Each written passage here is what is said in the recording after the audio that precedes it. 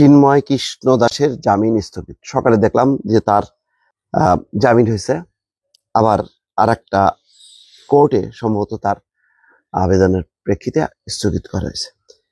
এটা ভালো যে রাষ্ট্রদ্রোহের মামলায় ইসকনের সাবেক নেতা চিন্ময় কৃষ্ণ দাসের হাইকোর্টের দেওয়া জামিন স্থগিত করেছে চেম্বার আদালত।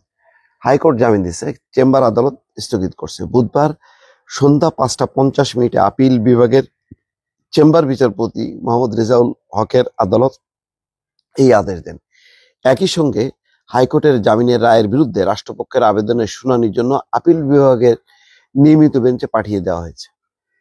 এটা চিন্ময় দাসের এই বিষয়টা আসলে পানি ঘোলা করছে ভারত। ভারত এমন একটা হইচই শুরু করলো যে এটা তাদের জন্য নাগরিক, তাদের নাগরিককে বাংলাদেশে ফাঁসানো হয়েছে। আই রে, গুজরাটে 1000 মুসলমানকে আটক করে বলতেছে যেটা বাংলাদেশি, পরে দেখা গেলো এরা সব পশ্চিমবঙ্গের নাগরিক, শুধুমাত্র বাংলা ভাষা আর ধর্ম তাদের মুসলমান। এটার ভিত্তিতে তারা আটক করে প্রচার করে দিল যে সহস্রাধিক মুসলমানকে আটক করা হয়েছে, এবং তারপরে তাদের বাড়ি নাকি বুলডোজারও দেওয়া হচ্ছে। তারপরে দেখেন সন্দেহভাজন হিসেবে 1 ডজনের বেশি কাশ্মীরে বুলডোজার দিছে। সেই তুলনায় চিন্ময় কৃষ্ণ দাস বাংলাদেশের নাগরিক।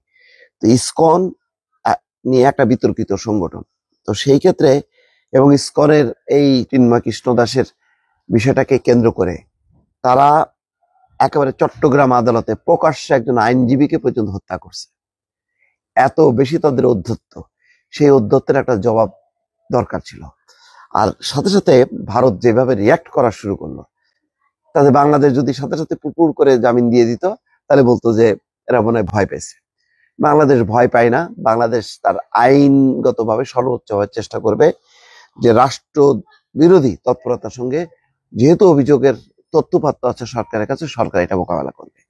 ভারতের ভয়ে কুড়মুড় করে মানে মাথা নত করা, ওইটা যদি শেখ হাসিনার আমল এখনো মনে করে থাকে, ভুল।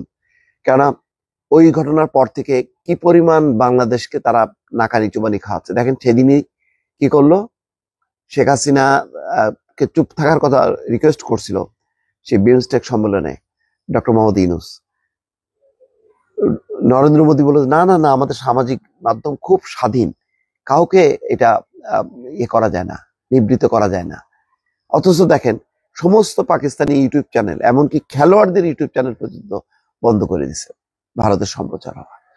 এই হচ্ছে বয়ান।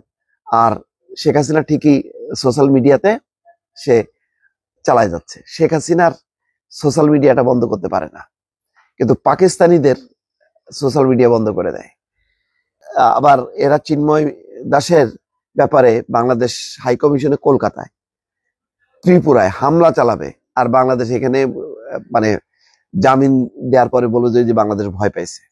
তো সুতরাং এক অর্থে ঠিক আছে, এগুলিকে স্বাধীনভাবে আদালত চললো, এবং বাংলাদেশের ওই ভারতের হুমকি ধামকিতে যে ভয় পায় না, এটা একটা প্রমাণ করার দরকার ছিল। দর্শক ভালো থাকবেন, আল্লাহ হাফেজ।